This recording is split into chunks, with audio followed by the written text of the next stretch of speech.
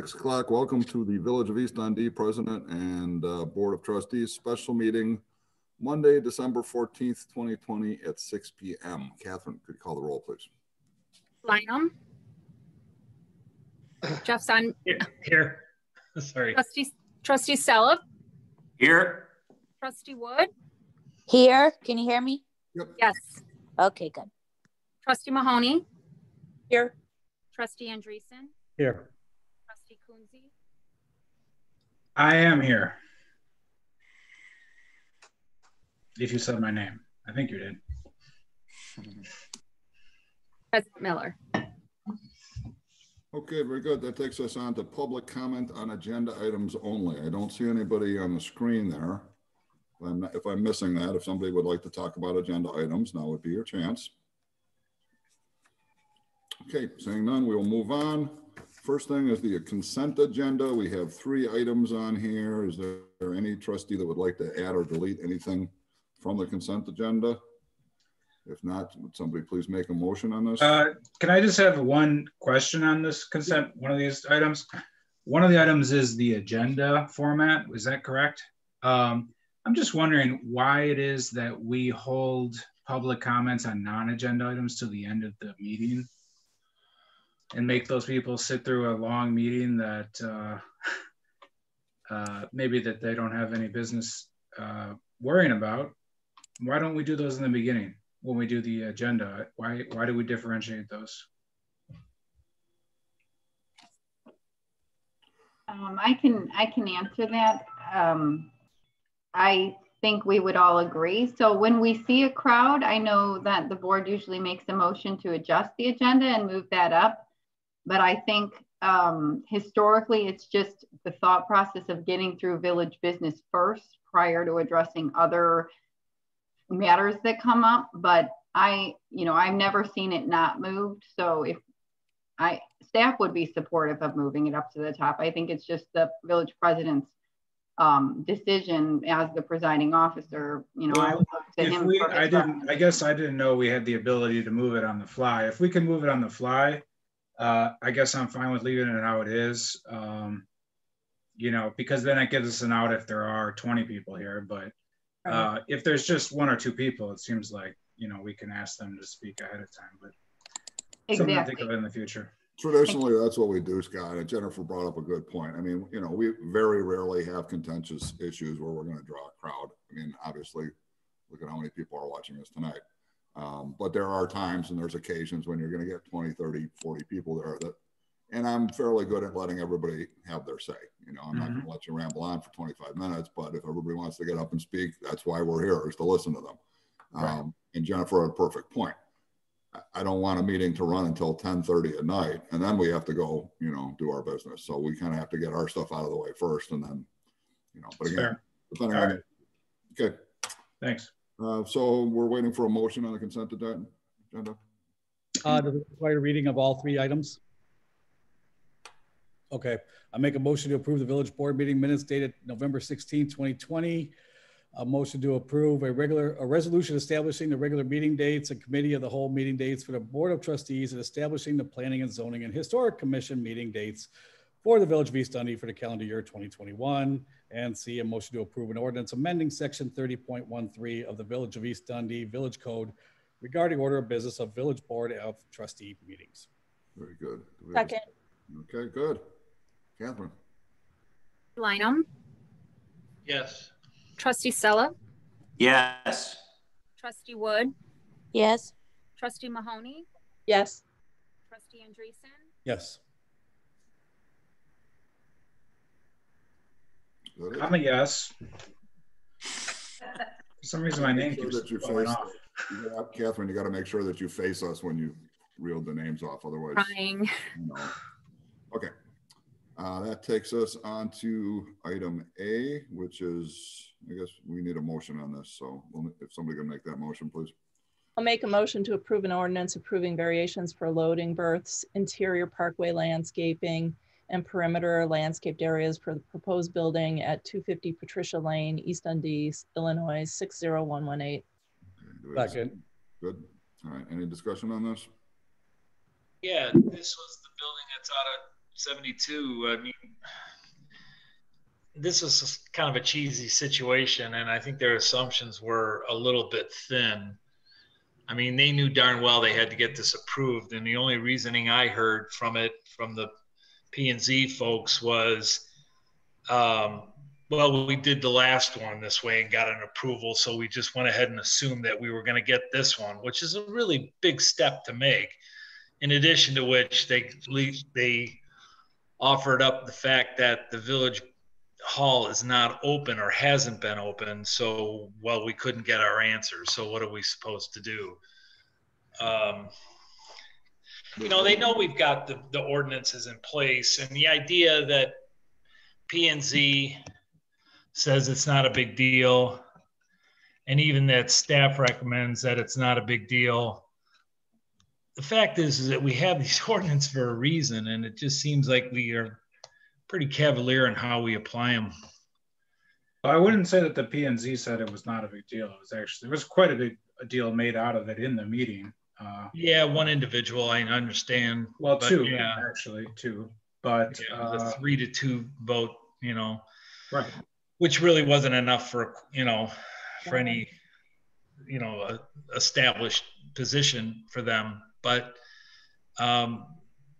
you know, we've got these rules in place, these ordinances in place for a reason, and if we don't have them, or if we do have them, and if you read the agenda, the explanation, it's a little irritating when I read it, that it says the reasoning behind it is that these were put in place since 1986 and they're either no longer pertinent or no longer relevant to 2020 needs.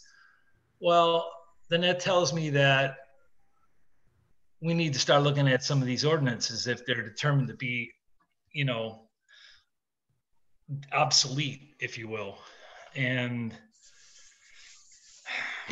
this one was messy, and I think it's a you know, kind of a shared blame. I also had a comment with regards to that. Where is this particular property? Is it right fronting 72? It's not clear to me by the drawings in here. Or is it further back off of 72, more into the interior of the development? The one right next to Cassidy Tire. It's the one that you can see on 72. They're building a duplicate, if you will, and it's sort of half built at the moment. Yeah, but that doesn't answer my question. Does this building or would any of these areas front 72 directly? No. Or will there be another building in between it that would be in front of 72? My purpose is we want this to be, you know, I would think that for the general public as they're driving by for something like this, you want it to meet standards as the people driving by on 72. If it's further back and we've already made accommodations for other buildings that are further back, then maybe that's not an issue. I guess Chris or Joe, if you want to jump in here, but this is directly behind where the proposed commercial center was to be located. If I'm not correct, please correct me. But I'm not saying that the commercial center is going to be built right now, but it's not directly on Route 72. There is available land in front of it, just like the Speedway is in front of the other building. Right, okay. So something could be in front of this building as well. Okay. But is not currently. Okay, thanks. That explains a lot. I guess my input would be, one, I don't think we're being cavalier about it, Jeff. Mainly because, you know, if they go and build something prior to our approval, that's at their risk. You know, if we ultimately decide that what they did isn't satisfactory, that's on their dime to fix it. So I don't think it's a tail wagging the dog here. Second, as far as the loading berths, I mean, it's a big building, but I mean, you know, ultimately the use of it's going to determine how many berths you need for, you know, for trucks and what have you. And then as far as the landscaping goes, I mean, ultimately it is a an industrial style building, and everything else that's been done out there, I mean, I don't think is aesthetically unappealing. I mean, we're not exactly trying to turn it into Montini Golf Club. I mean, we just wanted to make it look so it looks pretty nice from the road, and thus far, I think they've accomplished that. So, well, no, I haven't questioned anything about the landscaping. I'm not suggesting that, but I'm just saying that, you know, we have these ordinances that dictate, you know, something like two separate berths for delivery for a loading dock for a 45,000 square foot building. If the owner or the operator of that building is better equipped to make the call as to whether or not they need it, that's fine. But we have an ordinance that dictates what the rules are. My point that I'm trying to make is that if we're not going to adhere to those, and there's not going to be any ramifications at all or repercussions, then we need to either disregard those ordinances or change them. well, I think we need to be reasonable about our ordinances. I mean, if it says you need one berth for 40,000 feet and another one for another 40,000 feet or portion thereof, technically by the reading of that, if it was 40,001 foot, they would need two berths. Right. But again, our job as a board is to be reasonable and take things on a case-by-case basis. True enough. Come to us before you build the building and get the variance like they did last time. That was at their risk. Go ahead and do something like that and then say, oh, sorry. Okay, I was still talking. Just to put a period on the end of this, guys, ordinances over time certainly decay and need to be changed and updated. We realize that. We do that fairly often, not often enough. But then in the case where things have changed and we need to move on, that's why there's variances. So we look at it as a case-by-case basis. Right? Okay, anything new on this? Yeah, do we have somebody from Palumbo available here to tell us why they don't want to put in the required landscaping? Or is it's just a matter of money? That's my guess. Does anybody know? Already approved, They're not approved similar to another building. Oh. Or P&Z did, I'm not sure. Is that the case? No, I thought that was just the dock. They didn't talk about the landscaping in the Okay. planning and zoning meeting at all because they ran out of time. Yeah, it's coming to us fresh. Well, because landscaping, the landscaping is a variation to a section of the village code that's not the zoning code. It pertains to site standards. And so it's actually only a variance or waiver of the village board. So that's why the P&Z does not talk about landscape variations, only the village board. Joe, maybe you want to comment about, is this landscaping similar to the landscaping at the existing building with the Cassidy Tire? You're on mute, Joe. Joe, you're on mute. There you go. I guess in regards to providing minimal landscaping, it's similar. The Cassidy Tire site is a little different because there are 4 front yards. So the landscaping requirements are a little bit different. He did not provide the required shrubbery, only a few scattered trees on the Cassidy site. I mean, I'd rather them put landscaping up along Route 72. Is that something that we can ask them to do? We don't know. Is that not their property? When the property gets developed, it will indeed be required. And if they need a variance, they would have to come through the same process. Okay. Good. Anything else on this one? Catherine? Trustee Lineham? No. Can you hear me? Yeah. No. No. Trustee Sella? Yes. Trustee Wood? Yes. Trustee Mahoney? Yes. Trustee Andresen? Yes. And Trustee Coonsey? Yes. Okay, very good. Item B is a motion for levy of assessment of taxes. If I could have a motion on item B, please. I'll make a motion to approve an ordinance for the levy and assessment of taxes for the fiscal year beginning May 1st, 2020 and ending April 30th, 2021 for the Village of East Dundee, Kane, and Cook County, Illinois. Very good. We have a second. Second. Any discussion on this? Yeah, I've got one question. It really pertains to the authority given to the Police Pension Commission to hire Lauterbach and Amen.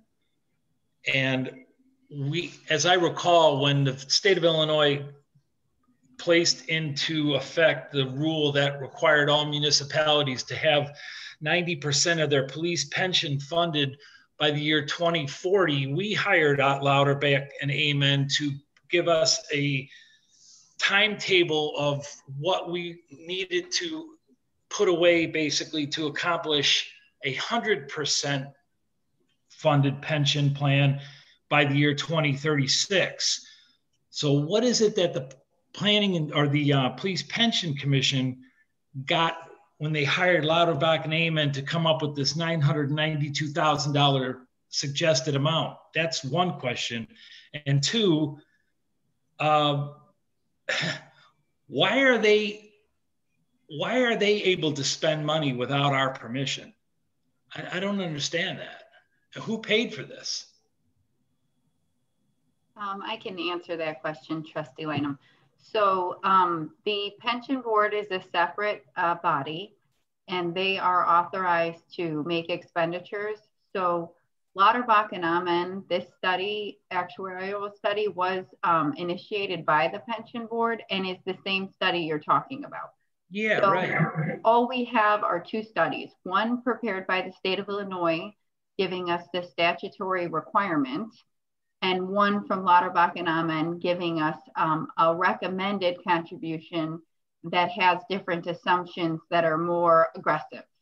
So can I ask then, is the amount that they suggested, the more aggressive amount, what they had suggested 2 or 3 years ago when they put this together for us? Or was this a number in response to what the police pension requested?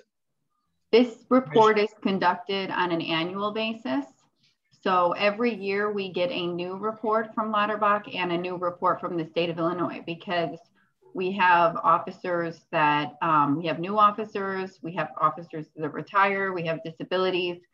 So they have to factor in, and interest rates change. So they prepare a new study every year with a new figure.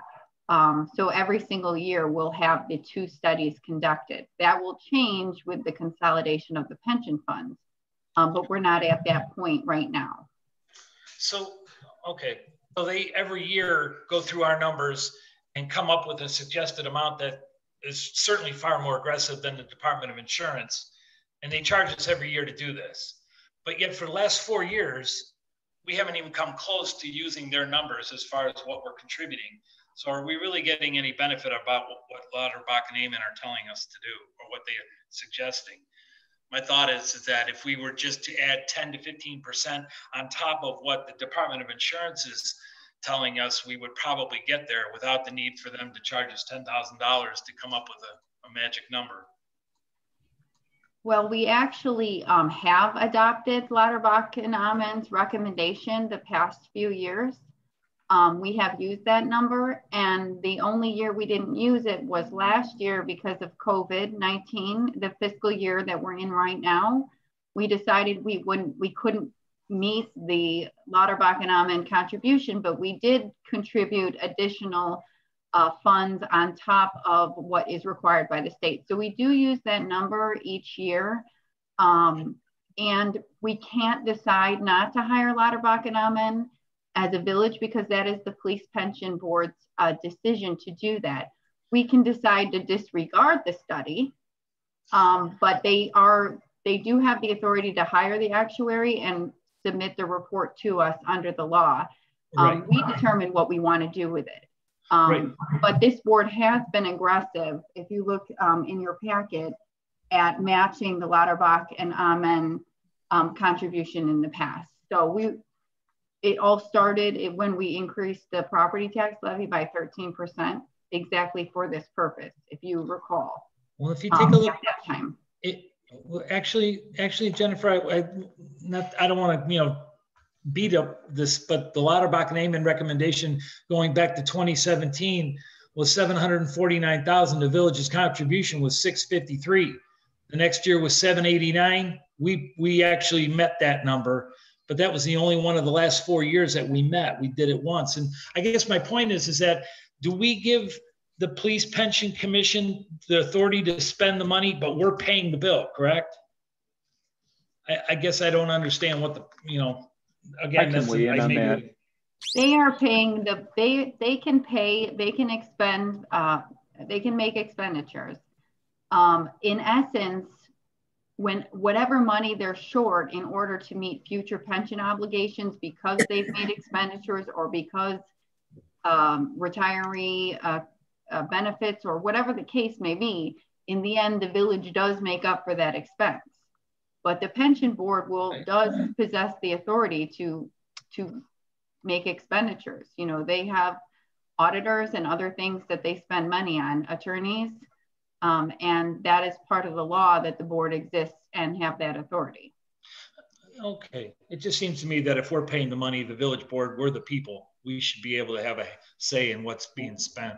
We do, Jeff.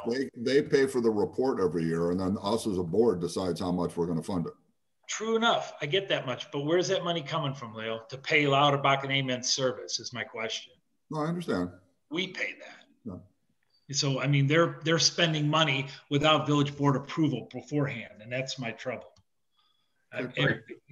Wasn't what Jennifer said? Jennifer, did you not say that they are allowed by state law to hire that? Yeah, the pension board is established by law, and it's made up of a different group, a retiree, a couple active members, a couple elected members, but they are granted with authority. And that authority includes to hire these people to audit. They can so spend they don't need our permission to hire them anyways. Well, I'd like to see where that's written. Where they apparently it's written in state law. My point is that if we're paying the bill, then we should have a say in what's being spent. That's my point. And I can share what you think. Yeah. Right. I can weigh in on this as well. This is Greg. So under state law, the pension board exists. You only have a police department, not a local fire department. Your fire protection district has a separate fire pension fund. Police and fire pension funds have a separate standing from the village. They are their own unit of government, as Jennifer said a little while ago. The membership of the pension fund decides which consultants to hire to help in the exercise of their statutory duties. The membership of the pension fund is comprised of 3 members, I believe 2 of whom are active duty and 1 of whom is a retiree who's a current pensioner. And then the village president makes 2 appointments of other members to the pension fund per state law. So under state law, the balance of control rests more with the membership of the pension fund than with the host municipality. And unless state law changes, that is the general dynamic that you're operating under. And the village has very little control over the pension fund, except that Lael gets to put forward names of people to be appointed to serve on that pension fund to look out for the village's interests. And that's really where the village involvement comes through, is its membership rights of 2 of the 5 seats at that body. Okay.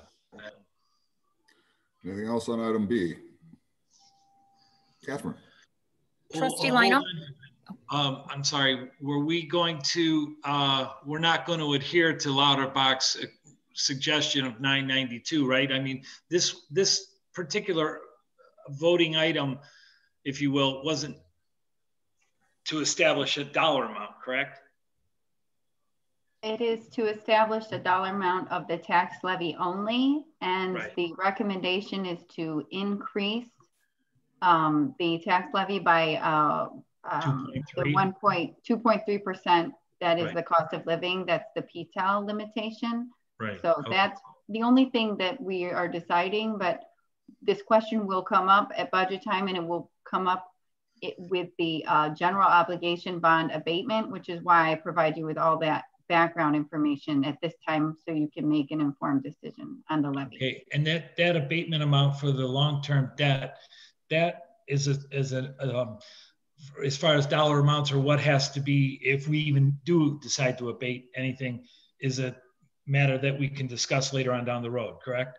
Correct. In February, yes. Okay, good. Thank you. Catherine. Lineham, Yes. trustee Sella, Yes. trustee Wood, Yes. trustee Mahoney, trustee Mahoney, You're on mute. Yes. Yes. Yes. trustee Andresen, Yes. and trustee Coonsey. Yes. Okay, very good. You have their financial reports in your packet. I have no report this evening, so we'll go around the board with the trustees first. Trustee Coonsey. I have no report. Trustee Andresen. Well, as someone who is sitting here right now on a self-imposed quarantine because he was probably exposed to COVID, I would recommend that everybody conduct themselves in a cautious manner. And if you believe that there's a chance you've been exposed, don't be going to nail salons. Don't be going to restaurants. Don't be going to coffee shops. Don't be going to places, because you're not only affecting that business, you're affecting every business that they interact with. And again, as someone who is now sitting here in self-imposed quarantine, who has had to cancel a number of things, it's inconvenient if in fact I don't actually get symptoms. So let's be careful out there. Let's not be stupid. Let's not, be so focused on our personal rights that we put the health and safety of everybody around us at risk. Okay. That's my report. Trustee Sella. I did no report, but I want to wish everyone a Merry Christmas and Happy New Year. Yep. Trustee Lineham. I have no report. Trustee Mahoney. Just two things. Do we anticipate there's going to be a meeting next Monday? We do not. Okay. So you have the rest of December off, unless President Miller, you want to meet for some reason? I think we should meet every Tuesday. No, thank you. And I wish everybody else a good holiday, a good, safe, and healthy holiday. The other thing that I had was something that, again, came up on social media with regards to, it was in the Nextdoor app, with regards to, I guess a deer got hit and then it dropped in somebody's private property. And there was a lot of back and forth and frustration. I guess they called the village. I'm not sure who they talked to, but I don't think that, we have our resources and utilities that we owe to the public and to our residents. We can't control nature. And where it ends up falling, I can't tell you how many dead animals I've had to remove from my lot or directly in front of my house on the street.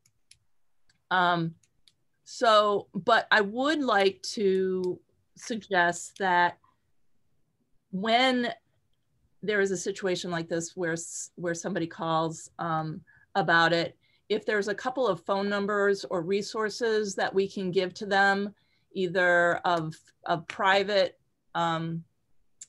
companies and or other rescues or whatever that can deal with this, whether it's somebody they pay or somebody that volunteers to do things like that, just so that we can be that kind of resource for them.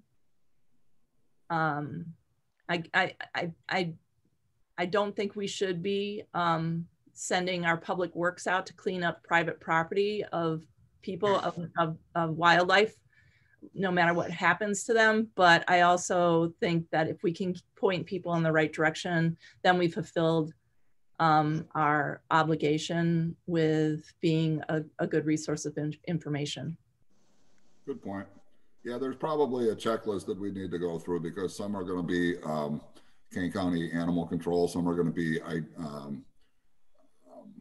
what is it, the IDNA or Department of Natural Resources, DNR, yeah. Sorry, thank you. And then some of them are going to be private contractors, depending on the issue.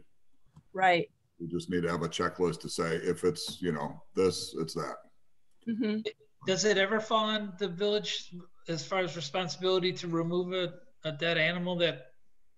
On somebody's private property, no. Yeah, okay. If we were to have a dead raccoon in the middle of the road downtown, I would suggest that Public Works would probably pick it up. Anything in public right away, we will certainly remove the deceased animal. And to Trustee Mahoney, to respond to your question about deer itself, I know we've removed. It's been several weeks, maybe perhaps even over a month, but we did remove a deer that was close to the public right away. And another resident who had indicated that there was one, I think, in their backyard, but they were up in the Lakewood area, and it was quite a ways back into their property. I think we just took a look to see, but we did not remove it. Yeah. In fact, I don't even think we found it. So.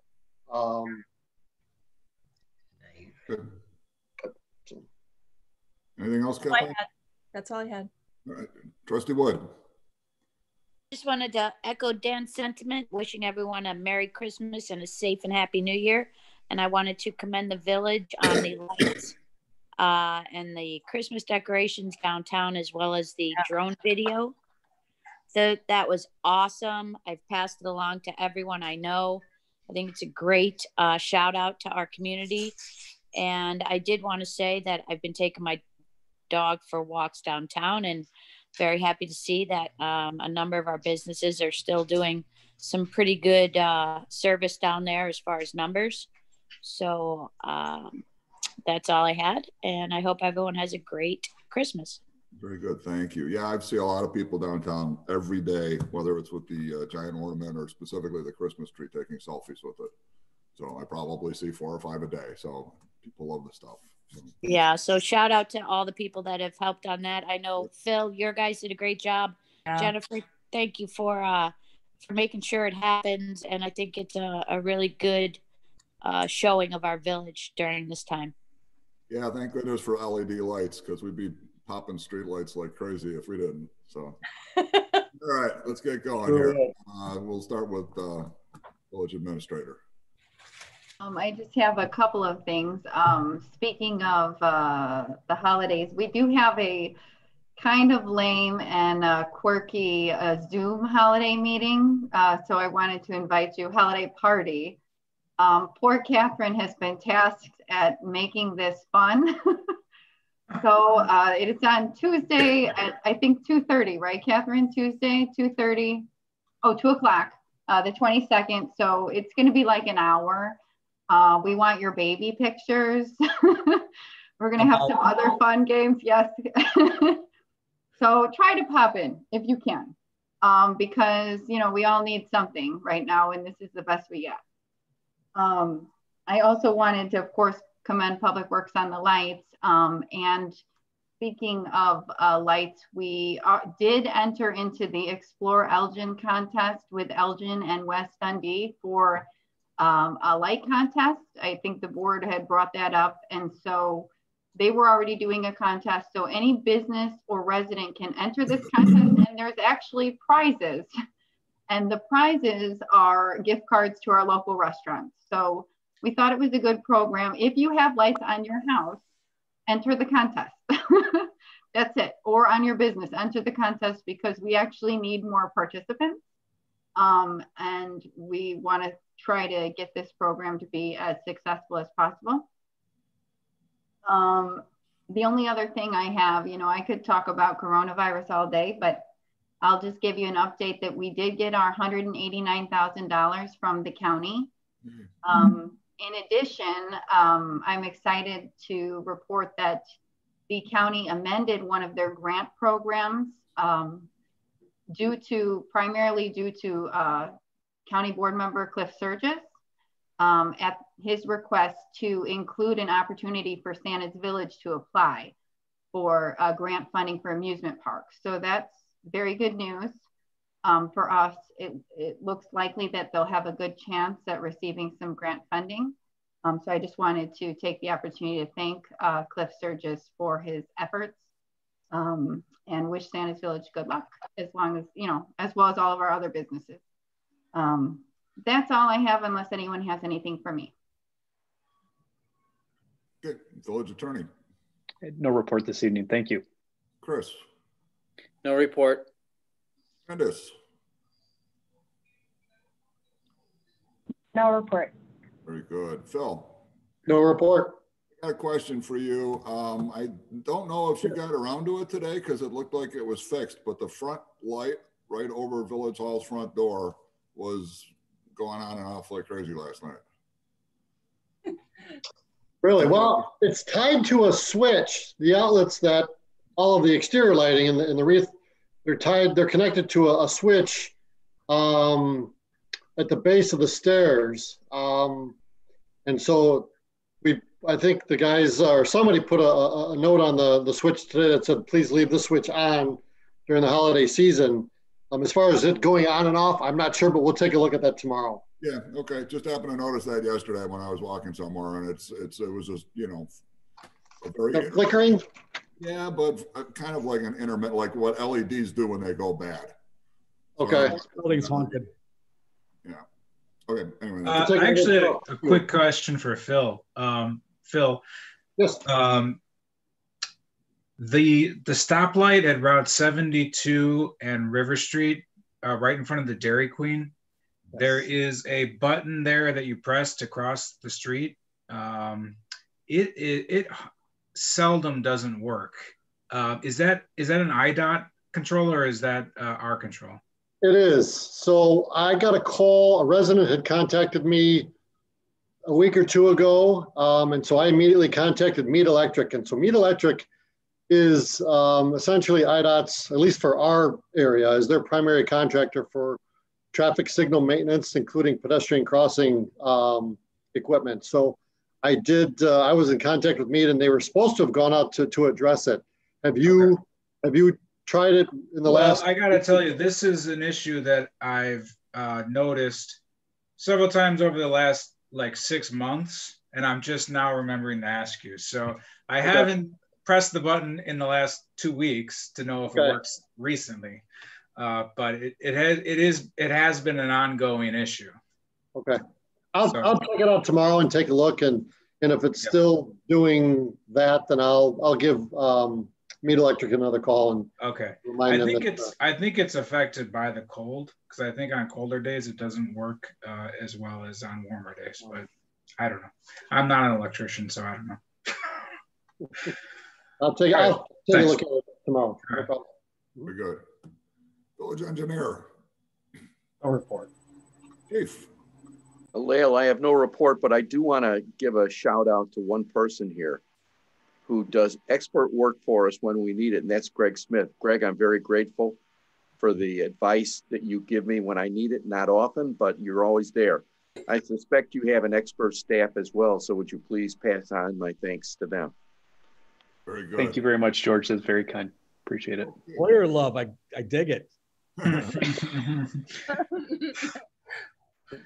think that was Scott asking you to also thank him, George. I think that's what that was. No. I don't deserve it, but it's just nice to see when it happens. Well, Scott Andresen does deserve it as well. Thanks, George. All right. That takes us to public comment on non-agenda items. I don't see anybody out there. I'm sorry, I had one other thing. Yeah. Go ahead. You know, with regards to my question from a couple months ago about Bonnie Dundee Road and no truck route road, the history on that, is there any update on that, or when can we get an update? You know what I'm talking about? This came up when, go ahead. Yes, Trustee Mahoney. I don't know if anybody else wants to jump in at this time, so you certainly can. Yeah, we've talked about the Bonnie Dundee no truck route. I do know we need to talk about it further.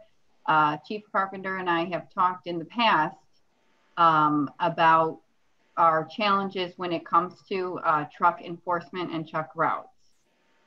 So we do need to figure out how to really address that program in order to be more successful on where our truck routes are and how to complete any enforcement of those truck routes. But Chief Governor, I believe that you were out when this came up, but specifically Trustee Mahoney's concern was about truck traffic on Bonnie Dundee Road. So I think we need to probably look into that further, but we do need to get to that end solution, Trustee Mahoney, before we can actually address it. Got it. Yeah, so Chief, it was two things. There's at one point back in the 90s, I believe, Bonnie Dundee was a no truck and no bus route, school bus route, because the street is so narrow that to have two of them pass or have two larger trucks pass, it's extremely dangerous. The street is too narrow for a stripe. It doesn't qualify under our IDOT rules or regular rules. And it more and more, it has become, it always has been, but since COVID, it's been discovered again as a recreational route by bike riders, by walkers, by joggers, skateboarders, and everything else. The other concern I had was because we have a culvert at the corner of Bonnie Dundee and Ravine that has been compromised, and we've been putting bandages on it, that as we get these heavy trucks going over it, I'm very concerned about it failing and somebody getting hurt. So that's one of my biggest concerns. Okay.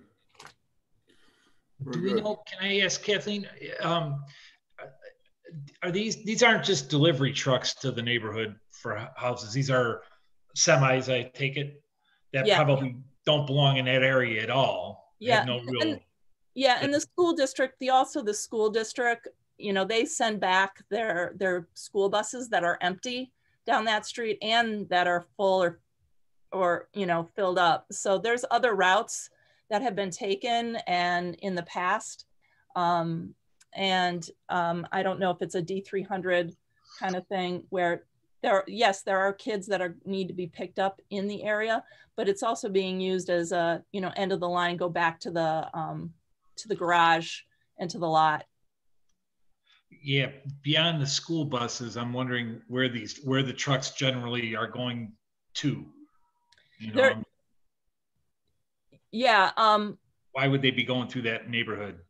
Well, it's because it's the direct route now through to the Main Street Bridge on Carpentersville that's now open. So it's that cut through, it's the alternate cut through beyond 72 or going up to 60, you know, 62, right? Way up in Algonquin. And, you know, Long Meadow hasn't opened up yet, but that's really where those trucks should be and where they should be coming through. Got it. Okay. Okay. Well, can I quick question to Jennifer? That annual abatement to the fire department for $100,000, have we had any luck? I mean, are we even going to bother to try and get the fire department to back off on that? I mean, we've got to be close, I would hope, to maybe halfway through that payment. And considering the fact that they really got the better deal on the land out there to begin with, it would seem like they could work with us on that $100,000 payment. Is that a fight worth waging? I mean, that's really up to the board. You know, we entered into a purchase agreement, and staff at our level is just fulfilling that annual payment to the fire district according to the agreement, you know, that we approved. We've looked at this at different angles in the past from a legal perspective. It seems to be a binding agreement. Whether we could open up discussions with the fire district board, that is something we could do at the direction of the village board. I think we're about 5 years in. And how long is it? Is it 20? Yes. Yeah, okay. Well, then there's still a lot of room for wiggle, then maybe we can work with them. Okay. Okay. We have no executive session this evening, so unfortunately, I'm going to have to ask for a motion to adjourn. So moved. Second. Trustee Lineham, Yes. Trustee Sellett, Yes. Trustee Wood, Yes. Trustee Mahoney, Yes. Trustee Andresen, Yes. Trustee Coonsey, Yes. and President Miller. Yes. All right, guys, that's it for this evening. We will see you later. See you at the Zoom holiday event, the spectacular on ice, and then now and Christmas and New Year's. Have a good one. All righty. Have a good holiday. Take care, Good night, everyone. Have a everybody. good one. Bye. Hi.